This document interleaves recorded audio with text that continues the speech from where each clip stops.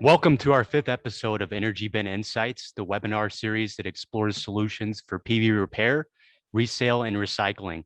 Thank you all for joining us today. My name is Thomas Hennessy. I'm the Business Development Manager here at EnergyBin, and we are an online business community for solar professionals who are committed to accelerating a robust and sustainable secondary market. Our members collaborate via trade, networking, and educational activities like this webinar. These webinars are made possible by collaboration with industry professionals like yourselves.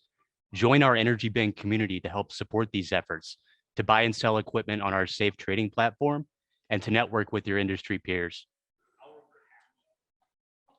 Also, please subscribe to our YouTube channel to access recordings for this episode and other EnergyBin Insights webinars. Today's presentation is all about how storage for off-grid and grid-tied systems is becoming more attainable and more affordable thanks to certified reusable batteries. Our guest speaker, John Kincaide, is president of 2ndLife Batteries, and he will discuss the economic value of reusable battery applications and also the significant carbon footprint reduction that we achieve by reusing batteries to store solar energy. Before we start, feel free to pose questions as we go. And thanks to those of you who submitted questions in advance. We will have time at the end of the presentation to answer questions. And the slide deck is available at the end at the link provided in the chat box. Welcome, John. Thanks for being here. Thank you so much for taking the time to be with us today. My name is John Kincaide. I'm the president of secondlifebatteries.com, based in just outside Buffalo, New York. Second Life Batteries, I'll give you, our kind of mottos here is that we like to look at Second Life batteries or reusable technology as a way to help projects pencil out. In other words, you can reduce the cost, so therefore you can profit more and share those savings with your customers. And also, we really believe in our slogan here: more energy for less cost through knowledge. And the knowledge part is really important because without it, you won't see the opportunity and we won't see the goals that you may be able to attain. So here we're going to talk about today, we're going to do this hopefully, is three things. Really talk about battery recycling and the pros and cons of lead acid and lithium-ion. We'll quickly try to screen through that, but it's really important to understand the cost structures so that you can understand even more value for Second Life. And also look at Second Life in terms of values and opportunities for solar itself. And we're going to touch on also looking at the future in terms of where Second Life battery technology will have key opportunities in demand charge optimization of power costs as a service, as well as how we can use reuse batteries to charge EVs and also industrial situations. So a little bit of history. Second Life Batteries was started off in 2016. It was actually a spinoff from my other company, recyclebatteries.com. We recycle batteries since 2020. Has shipped literally millions of pounds of batteries for recycling to lead and also lithium-ion processors. On the Second Life side of things, from 2016, we have shipped about 8.5 megawatt hours of Second Life batteries. And mostly those have been lead acid, and we're also going to be doing some new lithium-ion opportunity products in this first couple of quarters of this year. A lot of the opportunities that we've seen for Second Life has been not just in solar, it's been in agricultural, it's been backup power systems, it's been in many sorts of interesting applications. And if you categorize, and we look at the pricing roughly of if we categorize that 8.5 megawatt hours of power, that's going to be at 50% depth of discharge. And if we were, of course, we didn't do this all at one time, but if we had 8.5 megawatt hours, it would be about 4.25 megawatt hours of battery capacity. And that's enough battery capacity to power 200 homes for about 8 hours for about each day, which would be overnight. for about 3+ years. And the 3+ years is based on the warranty program that we have. So the focus on 2021 is going to be on lithium-ion. So let's talk about why we're here and how we got here. The value here is that we've all heard about we've all seen the incredible decreases in the cost of power from the solar panels. We're seeing the same thing happening now. It has happened in the lithium-ion marketplace, and it is now spurring all this tremendous amount of development. We're talking not about a few hundred thousand cars, but by 2030, we're talking millions and millions of cars. So the curves that you see in this from Circular Energy Storage colleague of mine, this was from 2019. From early last year he did this, but you can just see the amount of material that's going to be generated as afterlife opportunities or near afterlife or second life opportunities. So we were particularly concerned about the things like light electric vehicle or heavy electric vehicle like trucks or energy storage systems, and also the backup systems.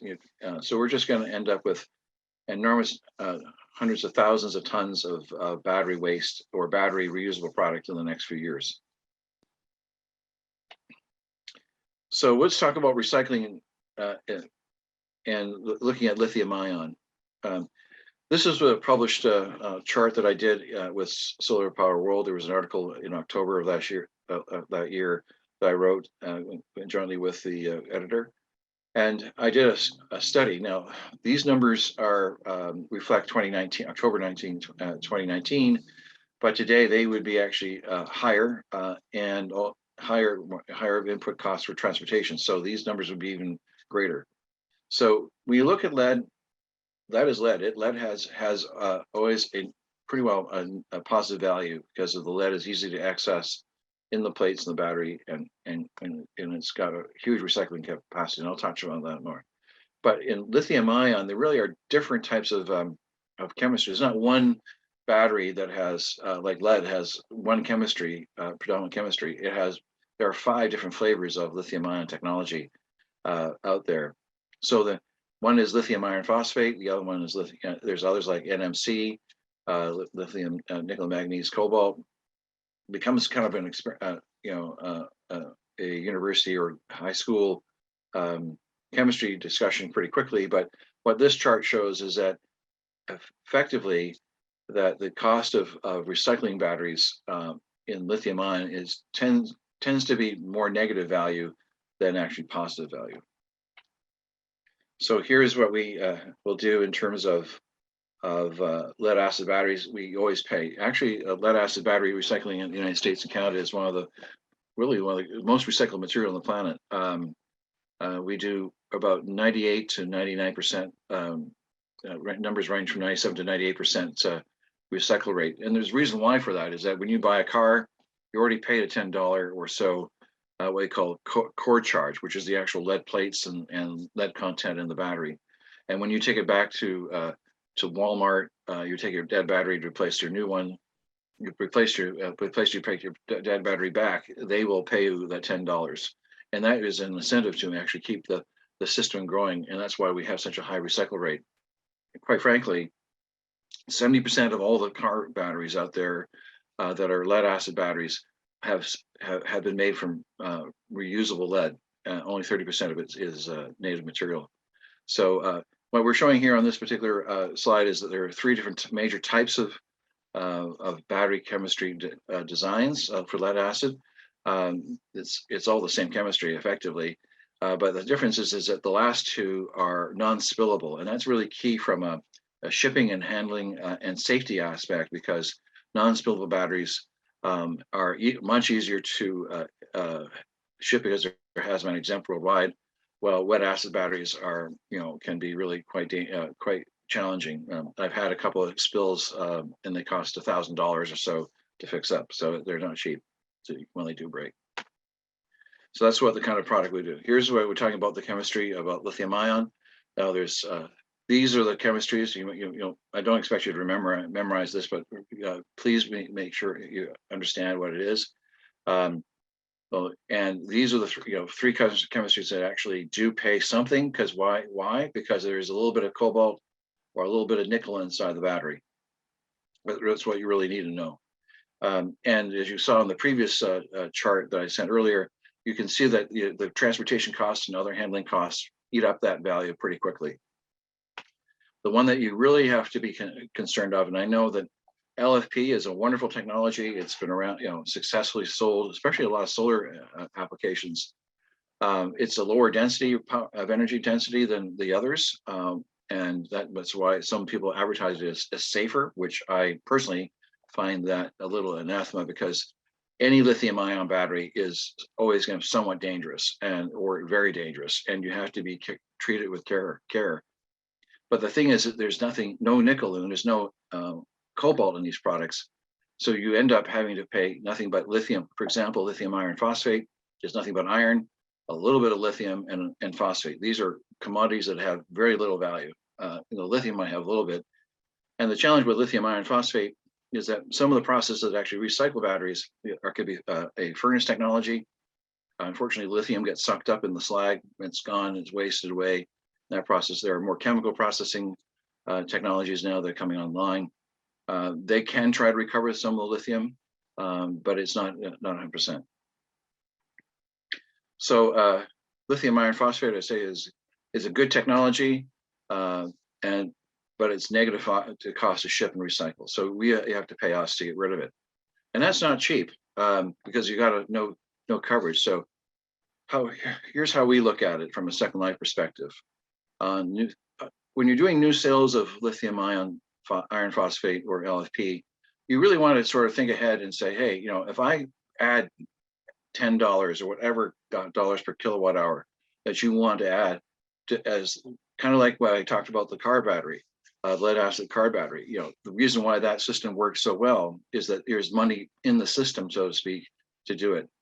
And it's great for your customer because you're able to, you have the funds and basically an escrow for maybe many years, and they're getting potentially getting interest or some other return on it, and they're happy because you can actually buy the product, take control or have a really reduced amount of cost for them to actually get new products because they really are facing these, and it's not an insignificant amount of money. It's not just the cost of the recycling itself; it's also the extraction of the site, et cetera, et cetera. It's quite a lot. Another way to handle the LFP negative value is also through Second Life itself. In other words, we can find either stationary storage batteries that are and degraded to the say from a backup power system, or in more advanced technology in a more difficult path, but is to recover cells from electric vehicles.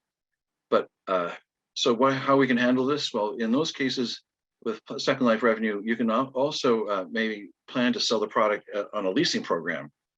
If you use leasing, that means that the product has to come back after the end of the lease, and then they buy new. But the thing is that you may be able to buy that, whether buying new will be less cost, hopefully, than it was from 4 or 5 years ago or 3 or 4 years ago. But you also can plan ahead to be able to get these LFP battery packs back when they're 50 or 70% of capacity, and then you've got a Second Life product at hand already. So you can then again take that a new Second Life battery product and put it back into another application that's not nearly as demanding, and therefore you continue on. The beauty about it is that you do not end up with huge piles of wasted product sitting in warehouses. And there's horrible stories that happen in the e-waste industry with old TV sets from before LEDs and LCD TVs. They're just hundreds of millions of pounds of the stuff was toxic waste in warehouses abandoned.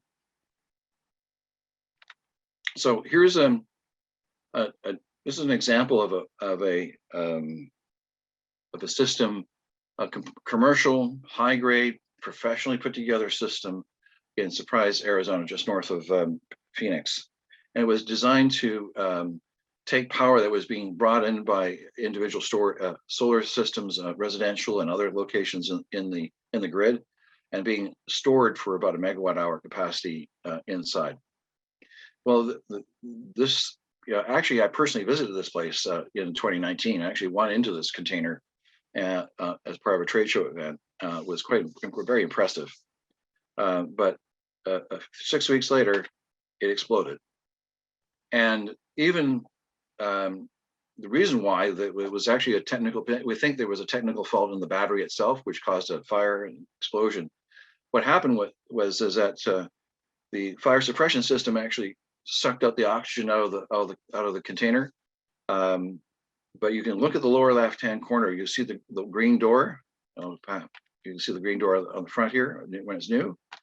That green door got blown right across against the chain link fence, including the firemen that opened it. And there was 4 firemen that all were injured. One was flown 70 feet. One was thrown 30 feet. And the flames ran up 20 feet up in the sky. So even professionally designed systems with a lot of care and thinking can have really difficult problems with them. But they identify at least that was the issue. They think was a fault of the battery design. So this is why it's so important, and I cannot emphasize this, is not to look at the quote unquote power wall applications or designers. And I mean, I'm a businessman. I'm also very much into innovation. I do not want to dissuade anybody to looking at innovative products, but they have to be safe. And this is examples of these. You see these kinds of small systems, and they're packing 10 kilowatt hours. You're 1/1000th the power of that system that we just saw blow up. So you definitely have some energy density here that can could really burn down a home or burn down an apartment building. They're even having troubles with lithium-ion scooters, or burning down a building in New York City recently. So here's what we need to do: is do not be tempted to use these products unless they are. You see on the right-hand side here that they've been fully tested to UL underwriter labs or similar national lab testing, so that they comply with the needs. So unlike a lead acid battery, lithium-ion batteries need a battery management system. The battery management system manages all the different pieces and parts of the different cells and the temperatures, and make sure that they keep in balance and they don't explode or burn or have a runaway event.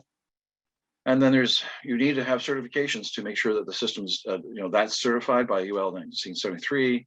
You have different fire codes, and you can't connect it to the grid unless it's 9540 connected. So there's all sorts of, and this is expensive. This is tens of thousands to hundreds of thousands of dollars worth of testing. And this is why you don't see these. The thing is that really important is it needs to be done here for North America and Canada. That yes, there are countries outside North America that will accept these products, but because they don't have certain standards or fire codes. But that's not an excuse to sell the product. And this is what we do: is we try to make sure that we don't have that temptation unless we actually have a good product. And that's why we use lead acid batteries, because those batteries were designed for stationary storage at first and be able to be reused again. So here's some of the products that we have. So we're looking at 3 different types of products, and I'll tell you a little story about the one on the top middle in a moment. So the battery you see on the left, which is the red battery, what we do is we actually use brand name products that have been actually tested and have been used in primarily a backup power system, or when they have been really cycled a lot, or they have been used in other applications that are somewhat not high demand.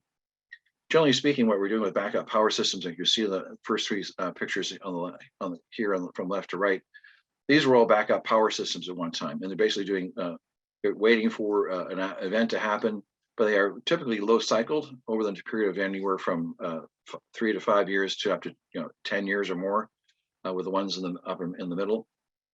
And therefore, when they come out of service after, they still have a lot of cycle life in them. That's what makes us available to be able to certify and retest these.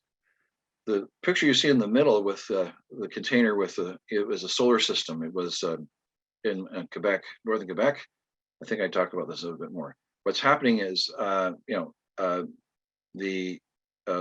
green battery on the right is a lithium valence battery. It's now a Canadian product owned by a Canadian company. This product has been in the marketplace for at least 10 years, but we are developing it actually has a UL certification already, so it's giving us some edge to be able to test and develop this. Right now, we're expecting this product to be great for small, light lithium solar applications, and we're looking into working to grow this into larger, higher density energy capacities. Always good to go slow and safe than going fast and dangerous. So this is what I was talking about here earlier, is that we've looked at sourcing these batteries. We get them from backup power systems. We get overstock products that have been sitting on the floor too long. And it's a really important thing here is that lead acid batteries have an ability to recover, even if they've been sitting for more than 6 months. They have have low flow charge, but you don't have that in lithium ion. If you don't have the lithium ion battery being charged on a frequent cycling basis on a regular schedule, after several months, the battery capacity is starting to wane, and even over a year or two, the battery is pretty well not useful. So it doesn't have that ability to recover. So there's with lithium ion, there's a different path and a more expensive recertification. The certification, especially coming from electric vehicle, lithium-ion electric vehicles, is as I mentioned, quite extensive and quite expensive to do. So when you do a solution, you do it so you can actually be successful, because you change one thing in that system for the testing and it's no longer valid. So you have to be very careful and know your market. Here's a system I mentioned in Quebec in an earlier slide. This was a large system. You see all the cells on the left-hand side. I actually went to the site where we bought these cells and I tested these disciplinary field testing on these cells. This is a pretty big system. It's like 400 amp hours. I mean, most residential solar systems are probably in the 400 to 600 amp hour range. And these are 2,000 amp hour batteries. They're pretty big brutes. And what we ended up doing was selling this to our customer in Quebec. He put them way up north, and this is tied to a bifacial 17 kilowatt system outside. The business case for this was because they were burning a lot of diesel, and it's expensive, and also given the location, transportation costs were added. And so they were able to relieve the actual using of the diesel by using these batteries. It's cold up there. You can get down to minus 30. You can see the small heater in here and the insulation of the container. But the value is that these things have just worked. And now it's after their 3 years. They're starting on their 4th year of service as of November. Our customer was so happy with this that they bought other systems, including five systems to support reliable power for 5 bank branches in the Democratic Republic of Congo in West Africa. Now, to change the topic about is that there are future opportunities within solar and energy storage, and this is something that we've been looking at for a couple of years. Across the United States, utilities charge different rates for power, as you all know, but when it comes to exceeding a certain level of power, the demand, what's called a demand charge, they can charge a lot of money per kilowatt. And for example, here in Buffalo, we have it's about $10.40, 60 cents, or $10.26 per kilowatt if you go past 40 kilowatts of power draw. This is an NREL, National Research Energy Lab map, and they did a study across the country. And they were able to identify different markets. So the darker the colors here, the more expensive the power is, given that particular utility's rate structure. So what you're doing here, think about what's going to happen with electric vehicles. Electric vehicles, a level 3 charger, which is the fastest chargers right now, pull 50 kilowatts of power in an hour.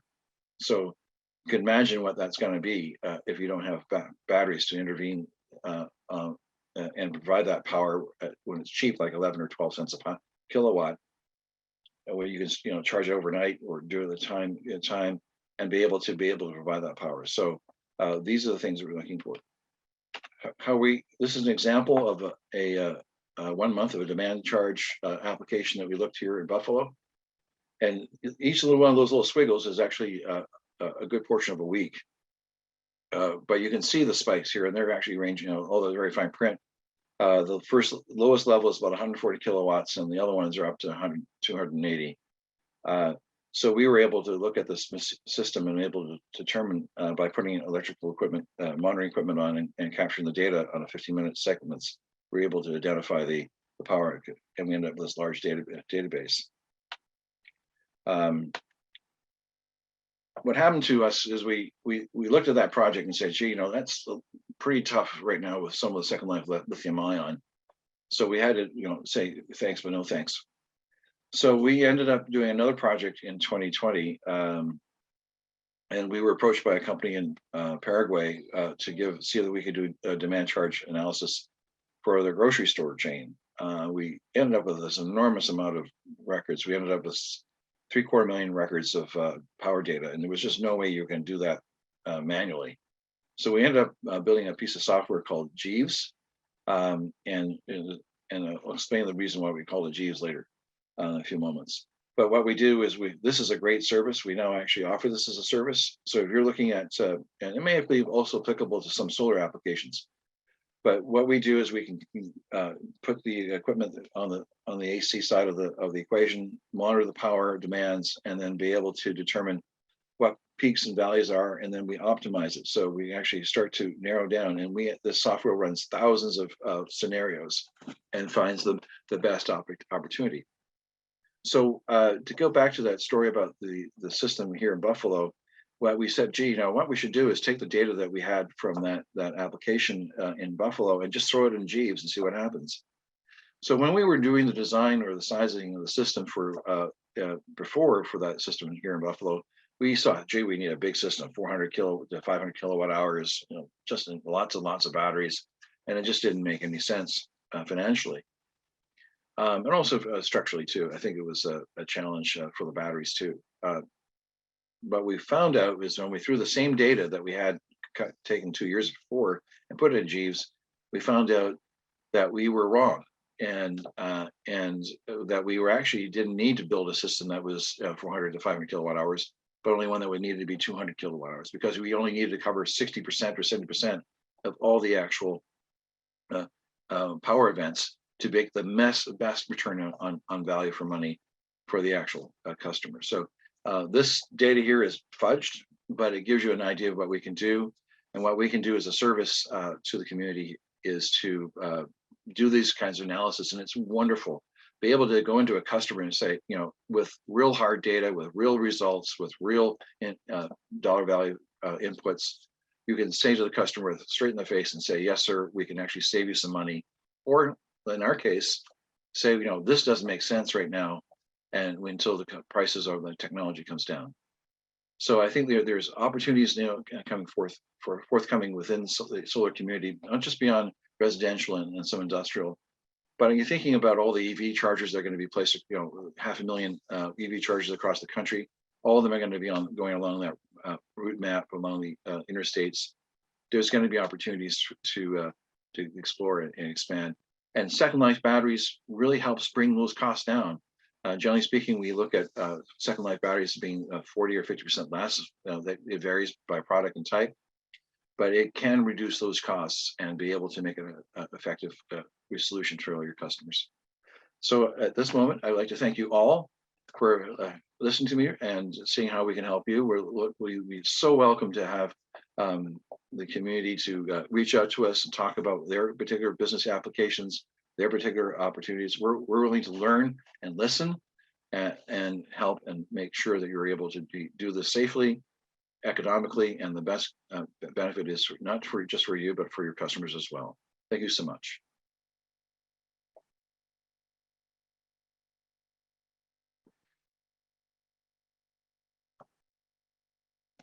Excuse me, I was on mute. John, thank you for the presentation. That was very detailed.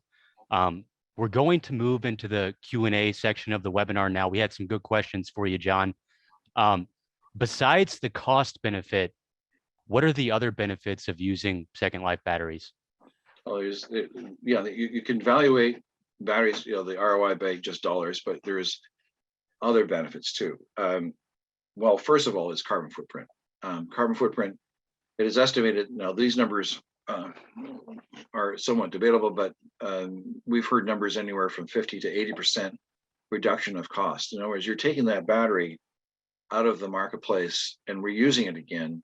So you're double, especially when you're doing renewable energy, you're double dipping. You're able to forestall that energy usage to carbon footprint to recycle the thing by 3 to 5 or even 7 years. And meanwhile, the prices of technology are coming down faster and faster and faster. So therefore, you're able to then also take the money that you're saving and the carbon footprint you're offsetting with the actual energy that you're generating from solar at the same time. So it's really a very effective, by itself, it's a carbon footprint positive value, but even with solar or renewable energy, it's a double dip. And also the other thing too, is it's here now. I mean, these batteries have been here for years in some cases, well before any administrative or tariff application needs. So you may have batteries that are currently very expensive. I mean, we've done some looks at some importations of Chinese batteries into the United States that were Second Life, and we've seen that even if they're Second Life, there's still 40% tariffs coming into the States for Chinese batteries.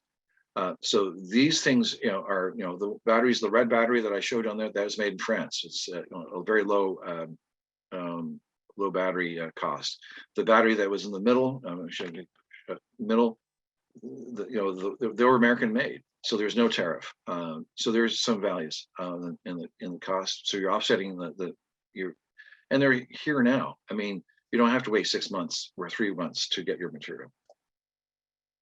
Okay, thank you, John.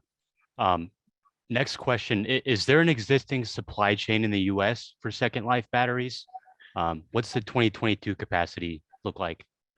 Well, we're measuring in kilowatt hours and megawatt hours. We're not talking about gigawatt hours yet. I mean, because there's two offsets. One is we're taking offset sourcing out from the lead industry, which is long, well established. But the lithium-ion marketplace has only been in the market, in the market for about 3 to 5 really commercially large amounts of it in 3 to 5 years.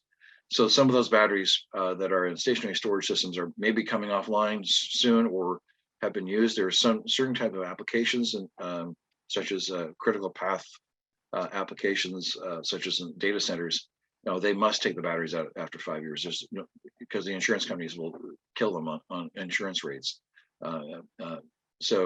So there's certain products, but what's going to happen, you look at the original cups, one of our first slides, which showed the bell, the hockey stick curves of all the lithium-ion electric vehicle technology.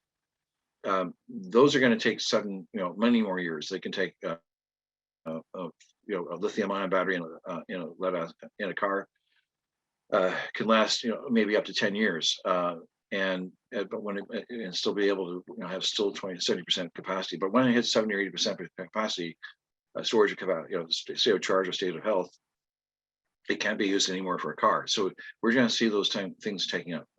That's when we're going to hit the gigawatt hours. And we're going to need those gigawatt hours to offset the power demand on the grid, because we're going to have to take our existing grid of the United States and make it 3 times bigger than it is today to maintain to electrify our economy. So having those resources at hand and not having to pull them out of the ground again is really, really powerful. Thank you, John. Another question that came in, what are the critical issues surrounding the advancement of electricity storage systems in the US? And how could these issues be resolved at the national level? Well, there's really, what it comes down to is that most of the lithium-ion technology is out of Asia, particularly China. So there's really at the national level, there's an emphasis to develop a real battery manufacturing infrastructure here in the United States to be able to on a national level. But also the fact too is that from recycling and reuse, again, those are important parts, the steps in that capability. It's happening. I mean, Europe is like 3 years ahead of us. China's several years ahead of us. But they're all using U.S. technology, so it's coming back to we don't want to be our own. We don't want to be those poor colonists like with 300, 200 some odd years ago, and throwing the tea in the Boston Harbor, because we are a little upset because we don't have all the economic value that we and political clout that we need. So we need this stuff today. Okay, thanks, John. What common failures occur among installed batteries? And are there quick and easy solutions? Yeah. Well, there's really two, when it comes to the two technologies, lead is quite easy because you typically have a system that's discrete. In other words, the cells are either in, say, the red battery has 6 cells together, but you're building larger systems out of one system. Where you have with the batteries that you showed in that slide, they had the 4 with the ones in the middle. They're 2-volt cells, so you can pull out a cell and or a block of cells and replace them pretty quickly. Um, that is not as common in lithium ion because you may have a 48-volt bank or a 24-volt bank battery system, and then you may end up having to, not all the time, but there are sometimes smaller size systems can do this, but other larger systems, you just pull out the whole thing, and then you've just taken all those thousands of dollars because one cell decided to go bad. And Okay. Well, while we're talking about that, can you tell us more about your warranty program? sure. Well, we offer is a 3-year warranty program on our batteries. Generally, it's a depreciating at 33% per year. So we'll pay for the first year for any cell replacements. And what we do there is that the second year is at 33% less. So we're on the hook for 66%. The third year we're on for 33%, and on the end of the third year, the customer is responsible for replacing all the cells. And to our benefit, we've had very few of those issues because we really know we do test. We have to make sure they're safe, and we don't really want to be out at 2 o'clock in the morning replacing cells on a mountaintop. Right. So That leads me into the next question. What are the top design and site considerations to keep in mind when considering a battery energy storage system? quality is top, and safety. Safety and quality are the first things I think of. And then you can look at the other costs. Then it's this recyclability of the cost of recycling. People think, gee, this kilowatt hour is, this battery X has got kilowatt, gets, $100 and $200 or $300 per kilowatt, or $400 per kilowatt hour. Gee, I can get one for $10 less or $50 less. It doesn't make any sense when you, for example, with lithium iron phosphate, when you know that's going to cost $50 per kilowatt hour to get the thing recycled, in a few years. So you have to really look at the safety, the usage of the product, make sure it's designed the right size. Their tendency of the lithium ion, because of the expense, to undersize systems, and they then get fried because the demand on the AC side is too great, and they toast the system. So you have to be, it really boils down to good design, and if it's a kind of an application like this, the jeeves application that we have, we can actually preclude any of those mistakes. What other resources do you recommend for information about recycling or reusing batteries? Well, there's, well, I'm a member of an organization called NATBAT. It's NAATT.org. It is a trade association that's associated, looks at the whole advanced battery technologies. There are, they can contact, I'd be happy to, people contact me about it. There are companies that are getting established in lithium ion a couple of firms like Lifecycle, Lithium, others that are getting established to build up the networks to meet the demand. But also just general information from the EPA. There's lots of reports and stuff from more scientific journals. And there's just, but to do it right, it's just, find a person like myself, or find another company that knows what they're doing with advanced battery technology, and they'll be more than happy to help you. Thank you, John. We actually had a couple questions come through as you were giving your presentation, so I think we'll have time for those. If the industry and or government were to set up a more widely distributed battery recycling ecosystem so that batteries and other e-waste were recycled more locally, would the metrics and motivators be substantially altered? Well, actually, that is one of the major shifts. There was a recycling prize that the Department of Energy initiated about three years ago. So these things are foundational things have been happening for 3 or 4 years already, and also not in government, but also that was a government project. But there's more of it's happening now with the infrastructure bill that was just announced. there's monies, large tranches of money being associated for research and development of the infrastructure, because we have to build a whole new economy based on battery technology in the next 5 to 10 years. Can't do that overnight, but even private companies that are like the recycling companies, like lithium-ion, Li-Cycle, ABML. I mean, the ones that are here in the States, Linico. I mean, they're all firms of Retrieve Technologies. I have to mention everybody now because I won't make them upset with me. But they all are doing things to actually expand the infrastructure. So be able to do local collection is really, really important, because one of the biggest inputs into recycling batteries or using batteries is transportation cost.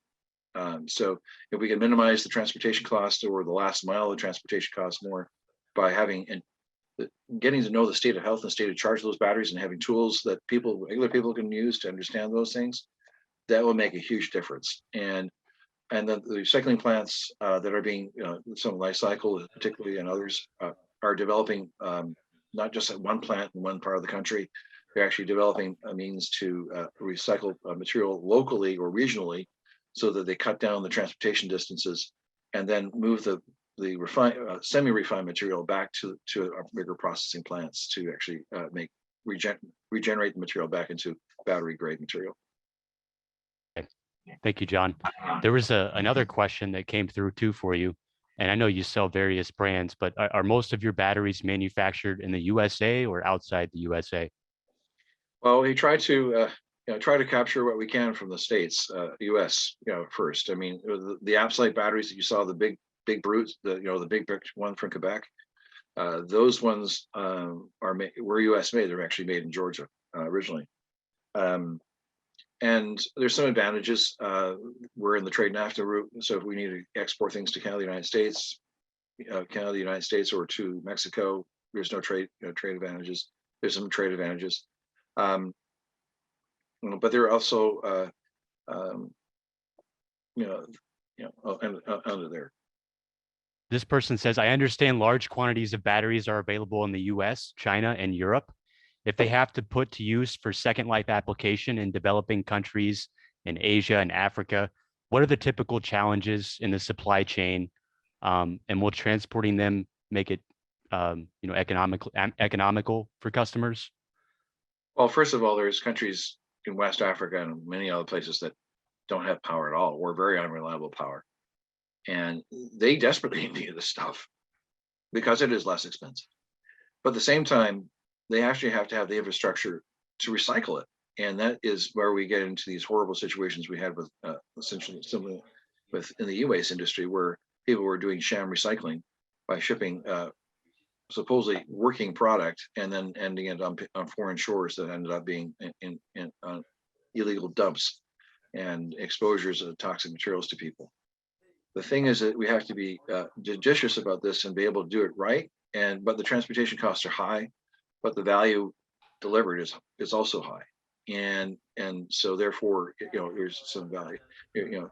There's many examples of why that has happened. I mean, you're looking at, was one thing I saw at solar at a trade show 4 or 5 years ago, where people were burning kerosene.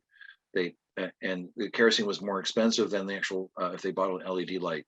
They figured out how to make it work, and then they were off the kerosene kick habit forever. So we're like those people in Africa, but we have a much bigger appetite for fossil fuels, and so and other countries as well. So we got to be able to give them the tools to make it work. Absolutely. Well, we've come to the end of our time today, and thank you again, John, for sharing your knowledge about certified Second Life batteries and solar applications. And to learn more about Second Life batteries, visit secondlifebatteries.com. It's spelled 2ndlifebatteries.com. Thanks everyone for joining us. Please subscribe to our newsletter to get notifications for upcoming webinars, and we'll see everyone next time.